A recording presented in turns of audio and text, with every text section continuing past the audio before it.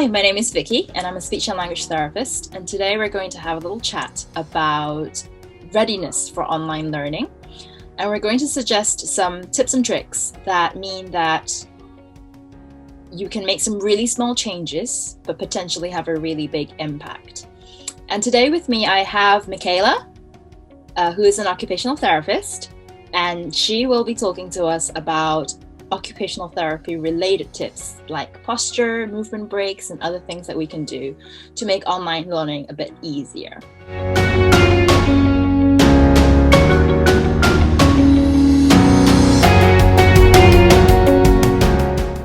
So another thing that I think I often notice when I'm in sessions or lessons with children is that sometimes I can't even see their face. You know, they might be slumped sort of all the way down to the bottom of the screen, and then because it's virtual and it's online, it gets really hard to hear what they're trying to say because you can't see them.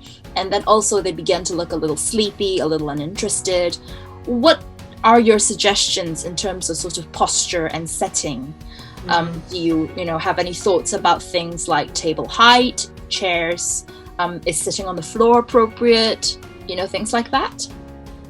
Yeah, I think that is also a key part of the environment is setting a child up for success in terms of from the basic setup of, how you've set up the laptop or the iPad or however you got it to have something set up so it's going to be there and it's going to be stable and the child's not going to have to fiddle with it and move it around and things like that. So, that will, reduce that distraction for the child. And then when it comes to the table and chair, there's a very clear reason as to why in a nursery you get these little mini chairs and these little mini tables that do not suit an adult versus in a secondary school where you've got nearly adult-sized tables and adult-sized chairs.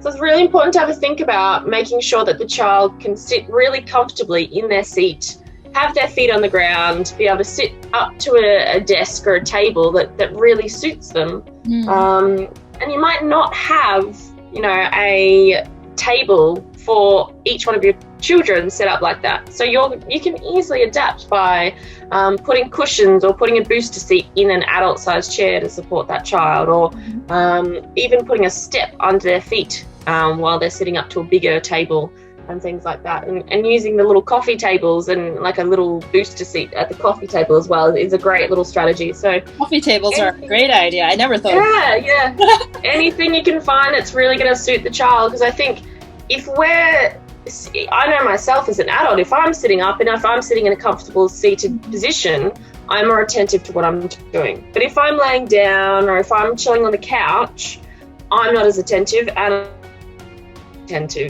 you sit on a couch to watch the TV, so it's definitely one of those things that children start to associate.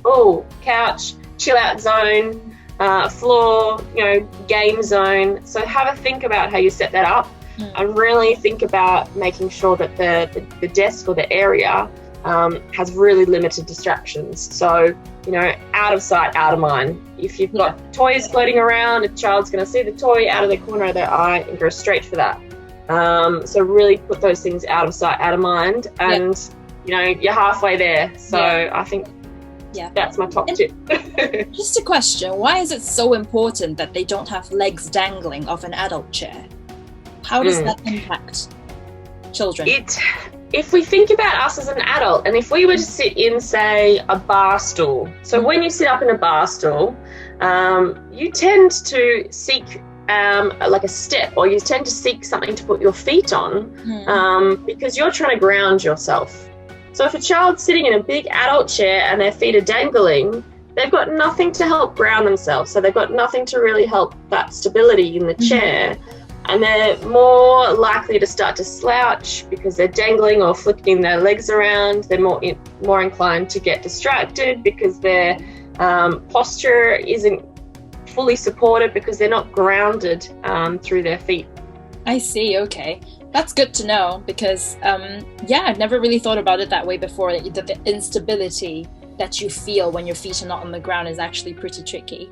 Okay,